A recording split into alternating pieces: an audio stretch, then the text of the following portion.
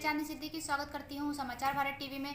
तो आज हमारे बीच मौजूद है कांग्रेस पार्टी के प्रवक्ता, एआईएमसीसी के मेंबर, उत्तर प्रदेश के लोकप्रिय नेता अलाउद्दीन खान जी, जिनसे हम बात करेंगे उनसे जुड़े कुछ अहम मुद्दों के बारे में। My self doctor Alauddin Khan, Bareilly college Bareilly में मैं मिलिट्री स्टडीज़, डिफेंस स्टडीज़ का प्रोफेसर हूँ। साथ ही समाज सेवा से भी जुड़ा हुआ हूँ। एक आपने पूछा कि मैं कैसे राजनीति में आया, क्यों आया। मैं कहना चाहता हूँ मैं बहुत एक मध्यम दर्जे का है किसान परिवार में पैदा हुआ। एक आम किसान की बेटी के रूप में मैंने शिक्षा शुरू की और पढ़ाई लिखाई करने के बाद यानी एमएससी करने में जब कानपुर गया तो उस वक्त तक मेरा सपना था कि मैं आईएएस या पीसीएस करके ही सेवा करूँगा। लेकिन वहाँ कुछ ऐसी घटना हुई, या मैं तो कहूँगा दुर्घटनाएं हुई। उसके चलते हुए मैंने वहाँ से टॉप किया। कानपुर यूनिवर्सिटी से एमएससी को टॉप करने के बाद मैं इतना सौभाग्यशाली रहा कि यहाँ तुरंत ही जैसी रिज़ल्ट आया है, और रिज़ल्ट को देख के हमारे प्रिंसिपल उस वक्त के महाशंकर मेहरा साहब थे, उन्होंने बुलाया और कहा कि आप ज्वाइन कर लीजिए, आप तो टॉप करके आए, आपको तो कोई दिक्कत ही नहीं है। तो मैंने कहा साहब मार्कशीट तो ले आऊँ मैं, तो मार्कशीट भी उन्होंने कहा बाद में लाइएगा, पहले ज्वाइन कर लीजिएगा। और मैंने I join Bareilly college as a lecture in military studies. 35 साल तक चलता रहा है, लगातार 37 साल तक, और वहाँ मैं अध्यापन कार्य में रहा हूँ। और मैं कहना सिर्फ ये चाहता हूँ, जो आपने पूछा अभी कि समाज सेवा में कैसे आए, पॉलिटिक्स में कैसे आए, उसका वजह ये रही कि कुछ मेरे साथ ऐसा व्यवहार हुआ समाज का या पॉलिटिकल सिचुएशन थी उस वक्त। आपको मालूम होगा, शायद ध्यान हो, मैंने 78 में एमएससी किया और एमएससी करने के बाद यहाँ आया। लेकिन उसके 76 और 78 में राम नरेश यादव जी चीफ मिनिस्टर हुआ करते थे, तो वहाँ स्टूडेंट अनरेस्ट हुआ, सब बातें हुई। लेकिन मैं वहाँ हॉस्टल में जब रहता था तो हॉस्टल में सिर्फ मुझे इसलिए हटा दिया गया कि उनका नियम था, कानून था कि वहाँ गैर मुस्लिम बच्चे ही रह सकते हैं, मुस्लिम बच्चे नहीं रह सकते। और मुझे लगा कि कैसा देश है हमारा। मैं बहुत ऐसी बात कह रहा हूँ, मुझे कि नहीं कहना चाहिए कि मैं भुक्तभोगी हूँ। मैंने कहा ये आज के जो आज़ाद देश को हुए आज 50-40 साल हो गए हैं उस वक्त, तो आज भी ये हालत है कि ये धर्म और ज़ात बरादरी के बिना पर किसी बच्चे को हॉस्टल में रखेंगे या कॉलेज में दाखिला देंगे, ये पर अभी भी ये चल रहा है। और बहुत आगे बढ़ाने की ज़रूरत नहीं। मैं कहा मैंने और सोचा उस वक्त कि मैं अब कुछ नहीं करूँगा, कंपटीशन में नहीं बैठूँगा, आईएएस पीसीएस में नहीं बैठूँगा, अब मैं टीचर हूँगा, पहले प्रोफेसर हूँगा। चूँकि इसमें एक सुविधा ये रहती है कि समाज सेवा भी हम कर सकते हैं, हम इसमें पॉलिटिक्स भी कर सकते हैं, पॉलिटिकल पार्टी को ज्वाइन कर सकते हैं। वो मैंने किया। और उस वक्त नरेंद्र तिवारी जी तब तक हमारे चीफ मिनिस्टर हो चुके थे, और नरेंद्र तिवारी जी के साथ मैंने कांग्रेस ज्वाइन की, उन्होंने मैं उनके अंडर में। और उसके बाद मैं यूथ कांग्रेस से काम मैंने शुरू किया। यूथ कांग्रेस से मैं ब्लॉक अध्यक्ष से लेकर के, और आज कांग्रेस में मैं जनरल सेक्रेटरी, वाइस प्रेसिडेंट, और मराठी का vice president, chairman, vice chairman, इसके साथ ही प्रवक्ता, इसके साथ ही एआईसीसी मेंबर, सारे कांग्रेस में जो भी पदाधिकारी जिम्मेदारी दी कांग्रेस ने, पार्टी ने, मैंने उसको पूरा किया। तो मुझे लगा कि ये कांग्रेस पार्टी जो है इस देश में एक जो ब्रदरहुड है, जो यूनिवर्सल ब्रदरहुड है, जो एक तरह से सद्भाव लाने की पार्टी है, जो एक तरह से भाई भाई को मिलाने वाली पार्टी है, जो आइडियोलॉजी है उसकी विचारधारा, मैं उससे बहुत प्रभावित हुआ। और उसके चलते मैंने कहा कि मैंने सारे पार्टियों का आकलन किया। मैंने बीजेपी को देखा, सपा को भी देखा, बसपा को भी देखा, लेकिन सब पार्टियों में मुझे ये लगा कि आइडियोलॉजिकली मेरे जो आइडियोलॉजी है, मेरा अपना जो विचार है, वो कांग्रेस के बहुत करीब है। क्योंकि वो गरीब, किसान, मजदूर, विद्यार्थी, सर्वहारा वर्ग के, कर्मचारी वर्ग के लोगों का, आम जन की बात करती है कांग्रेस पार्टी। तो मुझे लगा ये मेरे लिए बहुत सूटेबल होगी, और मैंने I join Congress party in before 32 years back. उसके बाद मैं यहाँ सेवा में लगा रहा। और सबसे पहला काम आपको जान के बड़ा हैरत होगी, आपको वो हैरत का सरप्राइज़ हो गया। मैंने सबसे पहला काम प्रोफेसर होने के बाद यहाँ जो हमारे कस्बे जहाँ मैं रहता हूँ फरीदपुर में, वहाँ मैंने रिक्शा यूनियन को ऑर्गेनाइज़ किया, मज़दूरों को ऑर्गेनाइज़ किया, और रिक्शा यूनियन बनाई। 500 रिक्शा चलते थे उस वक्त, और उनको इकट्ठा करके उनके साथ बहुत जुल्म तशद्दुद होता था। हमारे पुलिस वाले लोग, हमारे जो गुंडे, असामाजिक तत्व लोग हैं, वो उनको परेशान करते थे। तो मैंने उसमें उस दिशा में काम किया मज़दूरों के लिए, क्योंकि मुझे लगा कि मैं मेहनत कश का बेटा हूँ, तो मुझे वही काम करना चाहिए। उस वक्त मैं संपर्क में आया स्वर्गीय DH अंसारी साहब के, जो हमारे MLC भी रहे, और उन्होंने जब देखा कि मैंने इतनी बड़ी यूनियन खड़ी की है, तो वो हमारे चूँकि हैं एक गांव में रहते थे, इस कब्जे के रहने वाले थे, उन्होंने कहा कि भाई प्रोफेसर साहब, आप इतने वाइट कलर होकर के भी मजदूरों के बीच काम कर रहे हैं, बहुत ही प्रशंसनीय बात है, आप हमारी पार्टी में क्यों नहीं ज्वाइन कर लिए? तो हमने कहा हम तो ज्वाइन कर चुके हैं, लेकिन हम चूँकि सिर्फ लोकल काम कर रहे हैं, हम लोकल लोगों की सेवा कर रहे हैं, किसानों की, मजदूरों की, हमारे जो महिलाएं हैं गरीब उनकी, उन सब की मैं जो भी कर सकता हूँ मैं कर रहा हूँ। खैर उन्होंने मुझे ज़बरदस्ती फिर अपने साथ लेबर सेल में मिला लिया, और लेबर सेल का मुझे वाइस प्रेसिडेंट बना दिया एकदम से प्रदेश में, और मैंने काम शुरू कर दिया। मैं कहना नहीं चाहता हूँ ये सब बातें, मैं इसलिए बता रहा हूँ कि मैंने कभी सोचा नहीं था कि मैं ये सब पॉलिटिकल सफ़र पर निकलूँगा इतने लंबे, लेकिन मुझे लगा कि ज़िंदगी जब अल्लाह ताला ने दी है तो ये दूसरों के लिए दी। आप अपने लिए तो सब जी सकते हैं, ऊपर आप जानते हो मेरी अच्छी खासी तनख्वाह है, होती है अब टीचर्स की, सभी टीचर की डिग्री कॉलेज में, और रिटायरमेंट के बाद भी पेंशन इतनी हो जाएगी हमारी कि जितने की कोई तनख्वाह नहीं पाती, लेकिन सब कुछ अपने लिए नहीं करना चाहिए। अल्लाह ताला ने आपको इस लायक बनाया है, तो हमें ये सोचना चाहिए कि हमारी असली जवाबदेही ऊपर होगी जाके। आपको दुनिया में भेजा तो आप क्या करके आए? सिर्फ अपने लिए अपना मकान बना लिया, अपनी दुकान रख ली, अपना गाड़ी खरीद ली, अपने कपड़े पहन लिए और अब मौज कर रहे हैं, ये लाइफ नहीं है। मेरा अपना सोचना है, ये विचार मेरा अंदर है, और ये जो विचार मैंने किसी मीटिंग में मुझे सौभाग्य मिला कि रीता बहुगुणा जी जो उस वक्त कांग्रेस की प्रदेश अध्यक्ष थी, और वो उसमें राहुल गांधी जी भी मौजूद थी, जब मैंने ये बातें सब कहीं, और मैंने कहा कि मैं राहुल जी आपको बहुत बहुत मुबारकबाद देता हूँ कि एक आपने टीचर को, जो रीता बहुगुणा जी भी एक प्रोफेसर थी इलाहाबाद यूनिवर्सिटी में, आपने एक को उसको प्रदेश का अध्यक्ष बनाया, तो दोनों बहुत प्रभावित हुए, मेरे विचारधारा से बहुत कहा कि भाई आप हमारे साथ आइए, और मुझे नेशनल लेवल पे भी ले गए, और वहाँ मुझे जो भी कर सकते थे उन्होंने मुझे किया, मुझे बहुत ही सम्मान दिया। मुझे औला लोकसभा जहाँ का मैं रहने वाला हूँ वहाँ से मुझे टिकट दिया 2004 में। उसके बाद मैं लगभग 52,000 वोट पाया, और उस वक्त कांग्रेस की हालत 2-3% वोटों की थी। इसके बावजूद भी यहाँ के लोकल जनता ने मुझे बहुत ज़्यादा प्यार दिया।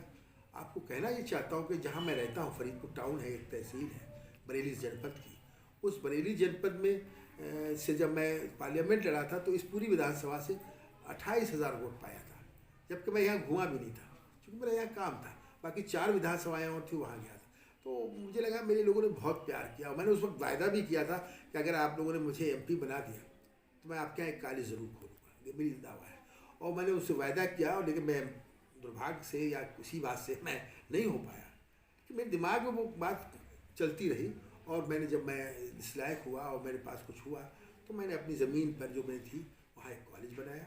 वहाँ पर BA, BCom, BBA बच्चे पढ़ रहे हैं। आज उसमें 400 बच्चे की स्ट्रेंथ है, और 5वें साल में वो कॉलेज चल रहा है। तो मेरा जो ज़िंदगी का उद्देश्य है, ज़िंदगी का जो एक सोच है, वो ये है कि आप लोगों के साथ क्या कर सकते हैं। अगर लोगों के साथ आपने अच्छा किया है तो आपको दुनिया भी अच्छी रहेगी और आखिरत भी अच्छी रहेगी। हम लोग अल्हम्दुलिल्लाह इस बात को मानने वाले हैं कि सब कुछ आदमी को जवाब देना पड़ेगा। हम गलत कर रहे हैं तो गलत का जवाब देना पड़ेगा। हमें सियासत गलत सलत उसूलों के साथ नहीं कर सकता। मुझे काफ़ी ऑफ़र आए मेरी आइडियोलॉजी के ख़िलाफ़। लोगों ने कहा कि आप BJP ज्वाइन कर लीजिए, आपको फला बना दें। मेरे बहुत करीबी लोग थे, उन्होंने कहा आपको सपा में आप आ जाइए, आप बसपा में आ जाइए, आपको टिकट देते हैं। हमने कहा हमें आइडियोलॉजी की राजनीति करना है।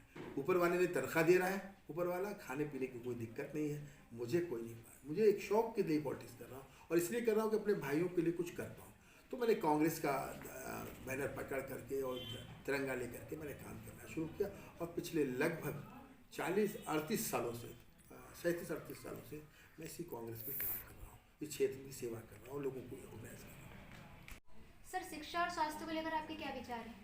देखिए, सीधी सी बात है, मुझे अजीब लगता है, इसको शिक्षा से जुड़ा हुआ हूँ मैं, और 30-40 साल का अनुभव है। अभी हमारे केंद्र सरकार ने, मोदी सरकार ने नई शिक्षा नीति को घोषणा की। मुझे ताज्जुब होता है कि कोई चीज़ बनती है, कोई चीज़ बनाएंगे हम, उसके लिए हमें शिक्षाविदों को बुलाना चाहिए था, लेखकों को बुलाना चाहिए, साहित्यकारों को बुलाना चाहिए था, हमें उन लोगों को बुलाना चाहिए जो शिक्षा से जुड़े हुए लोग हैं, हमारे वाइस चांसलर्स हैं, उनको बुलाना चाहिए। तो उनसे मशवरा करते पहले, और मशवरा करने के बाद फिर कोई एक नीति हम लाना चाहिए थे। तो मैं तो ये कहता हूँ कि ये कोई उल्टी सीधी चीज़ें पुराने ज़माने में थी। आज वो कह रहे हैं, एक साहब, मैं क्या नाम लेकर बताऊँ, हमारे मंत्री जी कह रहे हैं केंद्र के कि इसमें ज्योतिष विद्या, इसमें पामिस्ट्री, इसमें एस्ट्रोलॉजी। भाई बुरी बात नहीं, वो भी पढ़ाइए आप, लेकिन आज ज़माना 21वीं सदी में जाने की तैयारी हम लोग कर रहे हैं। लोग चांद और नक्षत्र से ऊपर मंगल ग्रह में पहुंच रहे हैं, हम अभी उसी में अटके हुए हैं। हमें चाहिए था कि हमें जॉब ओरिएंटेड शिक्षा पर ध्यान देना चाहिए, रोज़गार परक। आज कितनी बेरोजगारी है। अगर हम शिक्षा में BA MA बनाते रहे, क्या होगा? सब लोग सड़क पे आ जाएंगे, पढ़े लिखे लोग सड़क पे आ जाएंगे। हमें चाहिए कि ऐसी शिक्षा दें कि उनको शिक्षा से रोज़गार भी मिल सके, नौजवान नौकरी के लिए ना भागे, नौकरी ना मिले तो कम से कम इतना तो हो जाए कि वो अपने 2 वक्त की रोटी का इंतज़ाम कर सके। वो नहीं आप दिया। अब कह रहे हैं कि हम उस पर विचार करेंगे, उसके बाद हम उसके बाद इस हिसाब से विचार करके और सलाह मशवरा करेंगे, चर्चा करेंगे। अब जब आपने बना लिया है तो क्या करेंगे? कोई वाइस चांसलर को बुलाएंगे मीटिंग में आप, तो वाइस चांसलर किसकी हिम्मत है कि जहाँ प्रधानमंत्री बैठे हों, जहाँ शिक्षा मंत्री बैठे हों, जहाँ चीफ मिनिस्टर बैठे हों, कोई वाइस चांसलर कोई आपसे कह सकता है कि ये बात नहीं, ये नहीं है, ऐसा करिए? सवाल ही नहीं होता। मुझे ताज्जुब होता। और एक और बात, अभी किसानों का इन्होंने बनाई नहीं थी, बना ली, ऑर्डिनेंस कर दिया, अपोजिशन के किसी आदमी को नहीं उसमें शामिल किया, कोई चर्चा नहीं की लोकसभा में, राज्यसभा में। आपने ऑर्डिनेंस ले आए और लेने के बाद ऐसे उल्टे सीधे आपने कानून थोप दिए किसानों पे। आज सब लोग आंदोलित हैं, किसान आंदोलित है, उसको क्या मिलेगा? स्वास्थ्य की बात है, जहाँ तक हालात आप देख रहे हैं, कोविड-19 का दौर चल रहा है, क्या हो रहा है, क्या कर रहे हैं, आपको सब मालूम है, सब आप खोलते चले जा रहे हैं। आज सिर्फ मैं तो कहता हूँ कि हिंदुस्तान के ऊपर बहुत वलियों का, अच्छे आत्माओं का, यहाँ देवी देवताओं का, यहाँ के अच्छे लोगों का इस पर बहुत आशीर्वाद है, इसलिए हिंदुस्तान में इतनी खैरियत रही। वरना आप देख रहे हैं यूरोपीय कंट्री में क्या हुआ, यहाँ कोई भी साधन किसी के उससे नहीं हुआ, ये सब ऊपर वाले ने बचाया, हम लोगों की तरह बचाया। अभी भी 1 लाख से ज़्यादा लोग मर चुके हैं। स्वास्थ्य की बात है, आप देखिए किसी भी PSC में चले जाइए, CSC में चले जाइए, कोई पूछने वाला नहीं, गरीब आदमी को धक्के मार के निकाल दिया जाता है। आप ऐसे जो पिछली सरकारों ने, बेचारियों ने असेंबली बनाया था, आपका एम्बुलेंस लगाई थी और चीज़ें दी थी, उनका सबका दुरुपयोग हो रहा है, कोई काम नहीं कर रहे हैं। और ऐसे काम कर रहे हैं कि उनको फ़ोन करते हैं तो आते नहीं। कितनी फिर सब महिलाएं, अभी भित्री चैनपुर का परसों किस्सा है, एम्बुलेंस में ही उसको बेचारे को फिर सब कराना पड़ा। तो मैं कहना ये चाह रहा हूँ कि जो व्यवस्था प्रदेश में होना चाहिए थी, उत्तर प्रदेश में सोचा था कि योगी जी आए हैं तो यहाँ रामराज आ जाएगा, यही सब लोग कह रहे थे, हमें भी लगा के आ जाएगा। अच्छे आदमी हैं, साधु हैं, अच्छी सोच होगी, लेकिन ये इनकी सोच तो ऐसी निकली कि आज हर ज़िले में कानून व्यवस्था को आप देख लें, स्वास्थ्य को देख लें, सब जगह समस्या है। आप देखिए हर ज़िले में, चाहे वो हाथरस हो, चाहे बाराबंकी हो, चाहे बुलंदशहर हो, चाहे बदायूं हो, चाहे चदोसी हो, कहीं देख लें आप 2-2, 4-4 रेप हो रहे हैं, केस हो रहे हैं। और दलित, और मुझे तो लगता है दलित और OBC, खासतौर से मुस्लिम और अल्पसंख्यक वर्ग, अक़लियत के लोगों को कोई सुरक्षा है नहीं आज के ज़माने में। आप देखिए एक बार और नया पैटर्न मैंने देखा है, हाथरस में हुआ, कानपुर में अभी गोली कांड हुआ, उसमें जो आरोपी हैं उनकी तरफ से सरकार मदद कर रही है, उनकी तरफ से लोग पंचायतें कर रहे हैं, क्या इनकी भी रिपोर्ट लिखो, मारा गया है वो आदमी।